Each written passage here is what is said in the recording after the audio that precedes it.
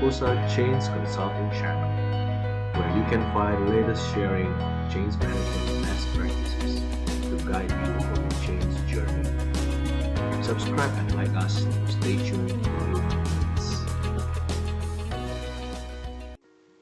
Hi guys, we have arrived at the fourth session of our Fundamental of Organizational Change series.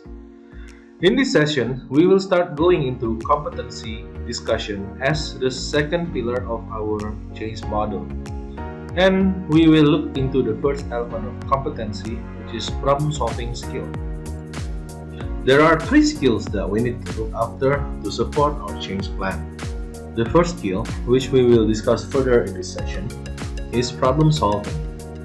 The second skill is process thinking, and the third skill is conflict resolutions. We need to understand these three skills because to support any change plan, what we need is the ability to understand cause and effect, the ability to understand activities that goes around, and the ability to understand people. The most important thing we need to grasp in acquiring a good problem-solving skill is the ability to challenge assumption. Let's go back to the discussions about what is normal we had before. Both situations, being stuck in traffic or being alone in a big highway, can be seen as normal to different people depending on their situation.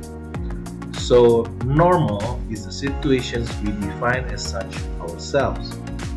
Therefore, to really get to the root of the problem, we need to be able to challenge our normal. This diagram illustrates how our brain develops its own version of truth. First, our five senses receive inputs from our surroundings. Collections of these inputs are put together and formed into patterns that are processable by our brain. They became sort of templates in our brain, and they become beliefs and quote-unquote understanding of the truth. These templates will dictate how we behave further on this self-truth, and our behavior will reinforce these templates further in a never-ending cycle. The second thing that we need to acquire to get a good problem-solving skill is the habit of getting to the bottom of a situation. The Japanese call this habit kenin suiki. The best way to develop this habit in a nutshell is to follow the learning method popularized by a famous Greek philosopher around 393 BC called Socrates.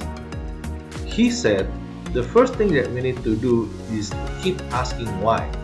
He called this a skeptical stage. And then we need to brainstorm potential causes for each why. This is the conversational stage. And then we perform a hypothesis that we will check later on. This is a conceptual stage. And then we continue by collecting the data and observing the gemba to verify the hypothesis that we developed. This is called the empirical stage. And finally, we conclude root cause finding based on the data verification and observation, and we will develop actionable solutions. This is the final deductive stage of the Socratic method. There are some tools that have been available for a long time and discussed many times that can help us in these steps, such as LP exercise, fishbone diagram, Pareto charts, run chart, and more advanced tools like statistical analysis and DOE, etc. These are all good tools to have and use, but we need to understand that the tools are only as useful and as good as the understanding of the person wielding them.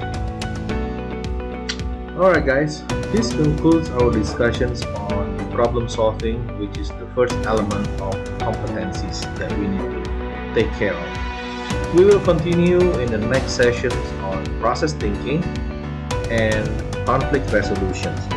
So thank you very much for tuning in. Don't forget to subscribe to keep updated on the progress, and see ya!